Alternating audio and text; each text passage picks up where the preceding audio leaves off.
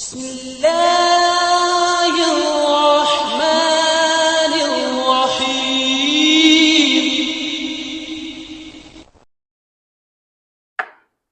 السلام عليكم ورحمة الله وبركاته. الحمد لله رب العالمين. அல்லாஹ்வின் நல்லடியார்களே, அந்த ஏகரிவனை போற்றியவனாக இந்த உரையை ஆரம்பம் செய்கிறேன். திருமறை குர்ஆனிலே ஏராளமான வசனங்கள் இந்த மனித சமுதாயத்திற்காக கொடுக்கப்பட்டுள்ளது. அதில் காலத்திற்கு தகுந்தாற்போல சில வசனங்கள் நம்முடைய வாழ்விலே கிடைத்து அதை நம்முடைய வாழ்வில் சீர்திருத்தத்தை அடைந்தவர்களாக மாற்றியது என்று சொன்னால், நிச்சயமாக அவர் வெற்றியின் பாதையிலே சென்று கொண்டிருக்கிறார் என்பதை நாம் உணர்ந்து கொள்ள முடிகிறது. அந்த வகையிலே இன்றைய தினத்திலே திருமறை குர்ஆனிலே அல்லாஹ் கூறுகிறான், இன் அக்ஸன்தும் அக்ஸன்தும் லி அன்ஃபுசிக்கும், நீங்கள் நன்மை செய்தால் உங்களுக்கே நன்மை செய்து கொள்கிறீர்கள். வ இன் அசக்தும் ஃபலஹா, நீங்கள் தீமை செய்தால் அதுவும் உங்களுக்குரியதே. அப்ப என்ன சொல்றாங்கன்னு கேட்டீங்கன்னா, நீங்கள் நன்மை செய்தாலும் அது உங்களுக்குரியதாக தான் இருக்கிறது, நீங்கள் தீமை செய்தாலும் அது உங்களுக்குரியதாக தான் இருக்கிறது.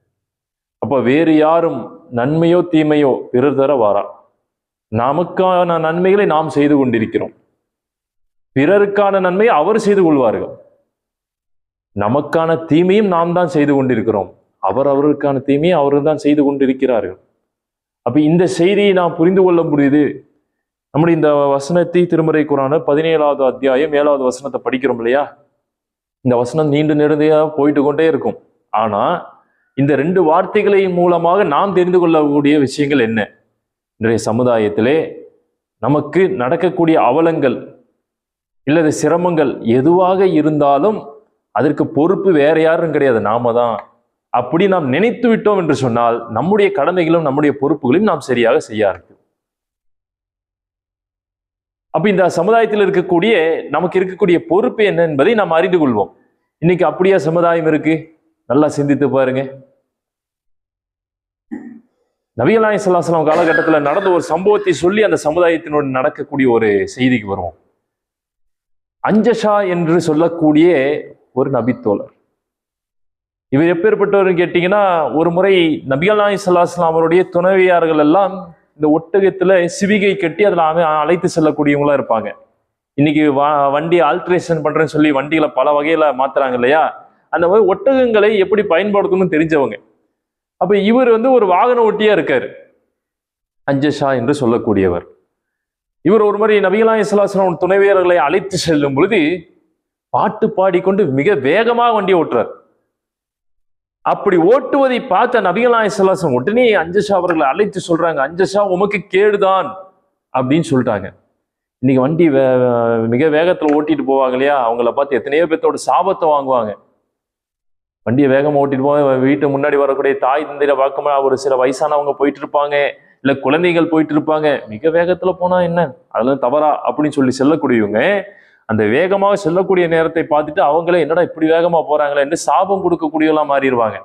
நம்ம இங்க என்ன சொல்றாங்க, நபி நாயகம் ஸல்லல்லாஹு அலைஹி வஸல்லம் சாபம் கொடுக்குறாங்க, அஞ்சஷாவே உமக்கு கேடுதான் அப்படின்னு சொல்லிட்டு அடுத்து என்ன சொல்றாங்கன்னா, நிதானமாக ஓட்டி செல், வாகனத்தை நிதானமா ஓட்டிட்டு போப்பா அப்படின்னு சொல்றாங்க.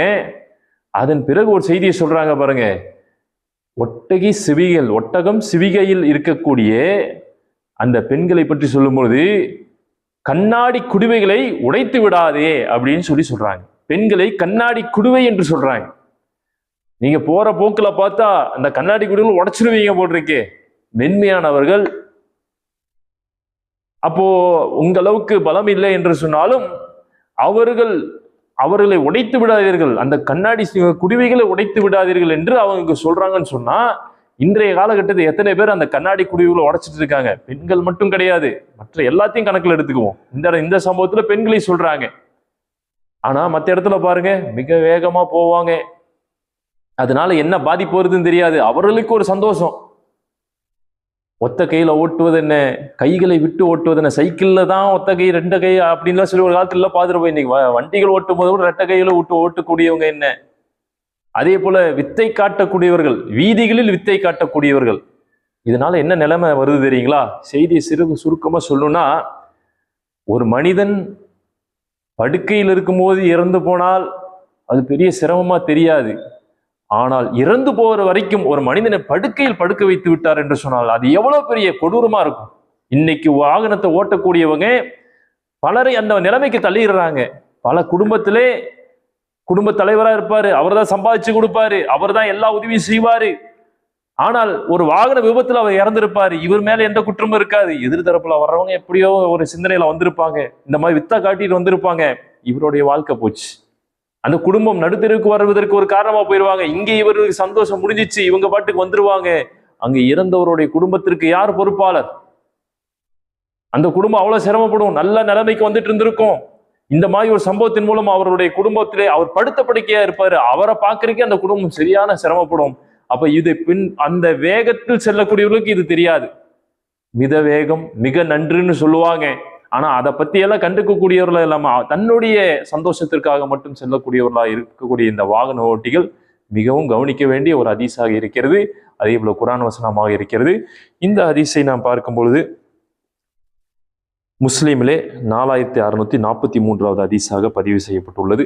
ஆகவே இந்த வாகன ஓட்டிகளின் கவனத்திற்குரியதாக இந்த செய்தியை வைத்து, கண்ணாடி குருவிகளாக இந்த சமுதாயத்தில் எத்தனையோ பேர் இருக்காங்க, அவர்களை உடைத்து விடக்கூடாது என்பதை நான் தெளிவாக புரிந்து கொண்டவர்களாக, நம்முடைய இந்த சமுதாயம் அக்கறை கொண்டவர்களாக இருக்க வேண்டும் என்பதை கேட்டுக்கொண்டவனாக என்னுடைய இந்த உரையை நிறைவு செய்கிறேன். வாஹிர் தவானான் அல்ஹம்துலில்லாஹி ரப்பில் ஆலமீன். அஸ்ஸலாமு அலைக்கும் வரஹ்மத்துல்லாஹி வபரகாத்துஹு.